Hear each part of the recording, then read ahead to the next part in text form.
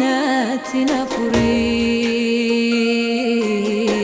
mekotu mitu kanatti nafuri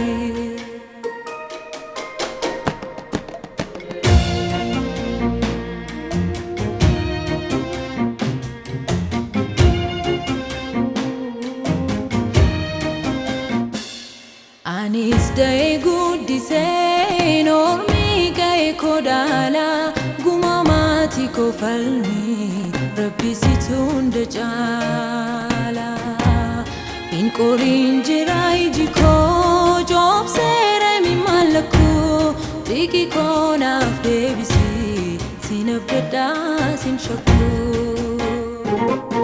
mitu kanatti nafuri mitu kanatti nafuri mitu kanatti nafuri nafuri mitu kanatti nafuri mitu kanatti nafuri mitu kanatti nafuri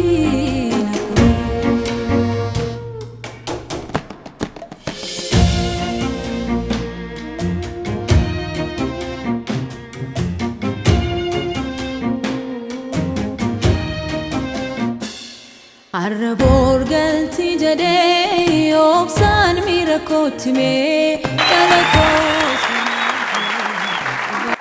Afaan keenyaan magaalaa Finfinnee keessatti fiilmiin ijoollee keenyaan qophaa'ee dhiyaachuunsaa nuuf injifannoo guddaadha.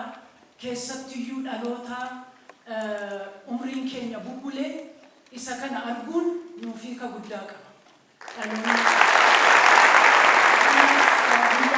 Gammachuuti kaleessa haasaa tokko irra turre wanti aartii fakkaatu kan Oromoon irratti calaqqisiifame akka lakkoofsa addunyaatti bara 1974tti Naashinaal Tiyaatirii keessatti geggeeffame.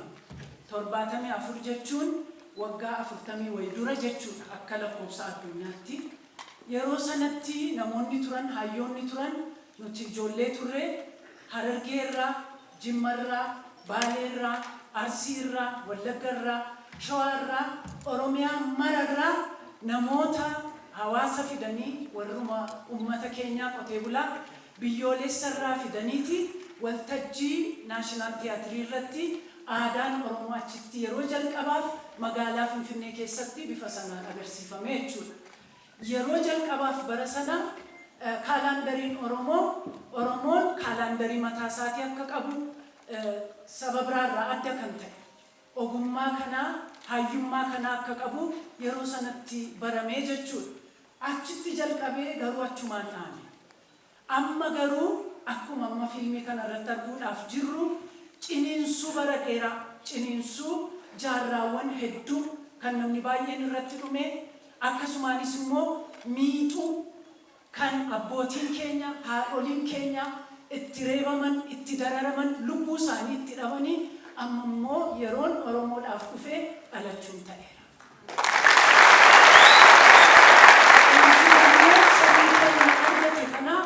Yaraatti ni ilaallu, salphaatti ni ilaallu, bakka guddaa geenyeera. Egaa miixuun dhalachuutti eega jijjiirame sabni kun immoo kan dhalate kana guddisuudhaaf dagaagsuudhaaf humnatti horuudhaaf hamileetti horee fuulduratti tarkaanfachiisuudhaaf gahee akkamii qaba. Kanaaf utuma gammannu, utuma ililchinu waan nurraa eegamu hojjechuu. Addunyaa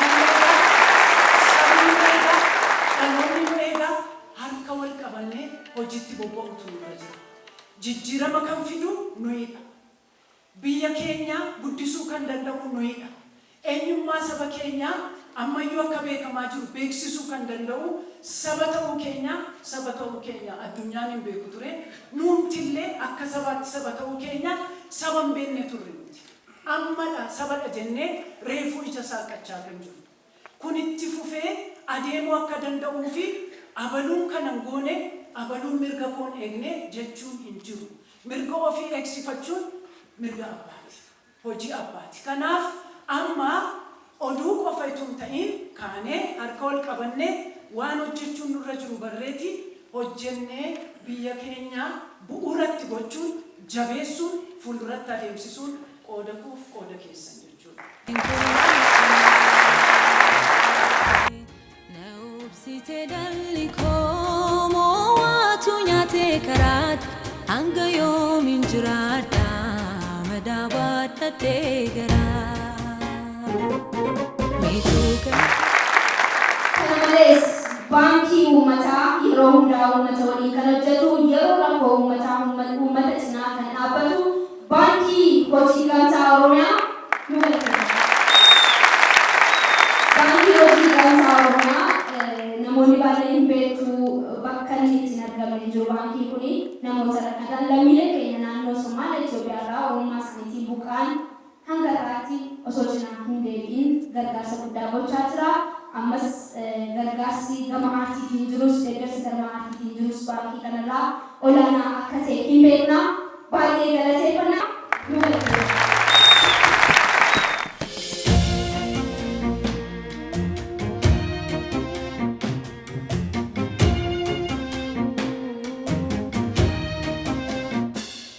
Arraboor galti jedhee obsaan miira kootimee dhala koos waan argee dhibeen koos nattamaate.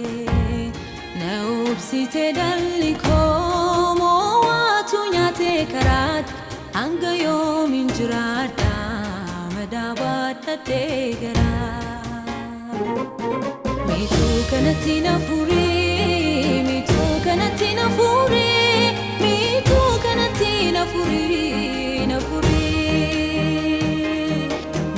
Kanatti na furii